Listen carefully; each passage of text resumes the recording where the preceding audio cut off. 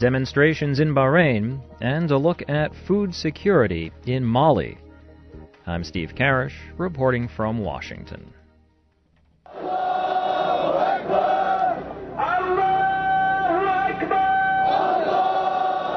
Thousands of opposition supporters held demonstrations in Bahrain's capital on Friday, leading to clashes for a second straight day. Anti-government protesters jammed a major highway that links several Shiite-populated areas to the capital to mark the second anniversary of an uprising against the country's Sunni rulers.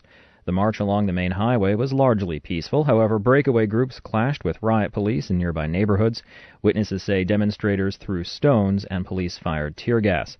During protests on Thursday, a teenage boy was killed by police gunfire on the outskirts of the capital, and overnight a policeman died after being hit by a homemade explosive.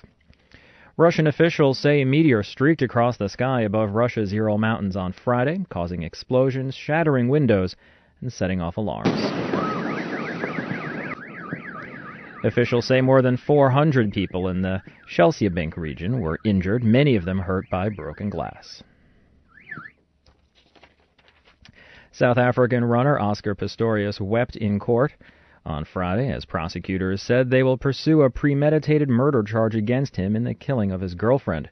Prosecutors accused Pistorius of shooting his girlfriend, a model and law school graduate, at his home in Pretoria on Valentine's Day.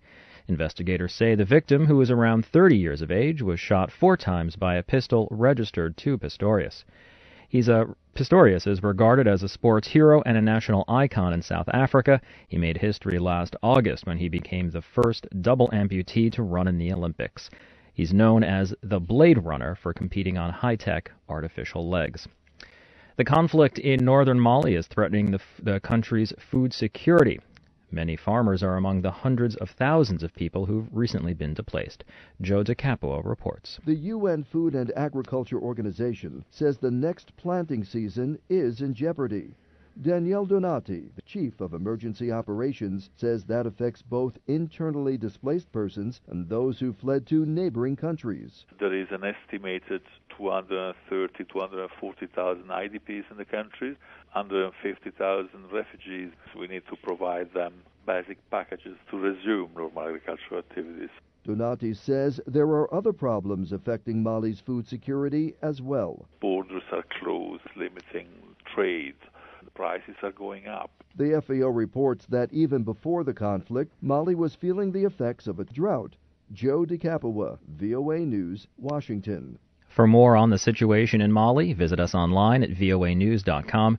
A top South Korean diplomat says Seoul is seeking a United Nations resolution that would permit military action against North Korea following Pyongyang's latest nuclear test.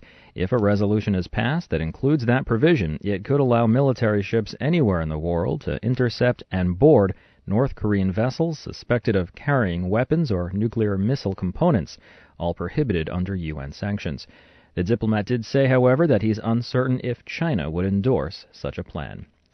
Kenya's High Court has cleared the way for presidential candidate Uhuru Kenyatta and his running mate William Ruto to run in the country's March 4th presidential election, despite the fact that both men face charges of crimes against humanity. Mohammed Yusuf reports. Kenya's High Court has dismissed a petition filed by 5 non-governmental organizations seeking to block presidential hopeful Mr. Kenyatta and his running mate from taking part in the election. The men are charged by the ICC with crimes committed during the intertribal fighting that swept across Kenya in early 2008 following the disputed 2007 election. Their trial is due to begin on April 11th at The Hague. Both men deny the ICC charges. The Kenya High Court said it has no jurisdiction over the eligibility matter and say that the petitioners should have first taken their case to the Independent Election Board. Mohammed Yusuf for VOA News, Nairobi. Elsewhere in Africa, Zimbabwe's President Robert Mugabe has officially issued a proclamation setting March 16th as a date for a referendum on a proposed new constitution, a move that sets the stage for elections later this year. The proposed constitution would, for the first time, set presidential term limits. However, the limits would not be retroactive. Reporting from Washington, I'm Steve Karesh.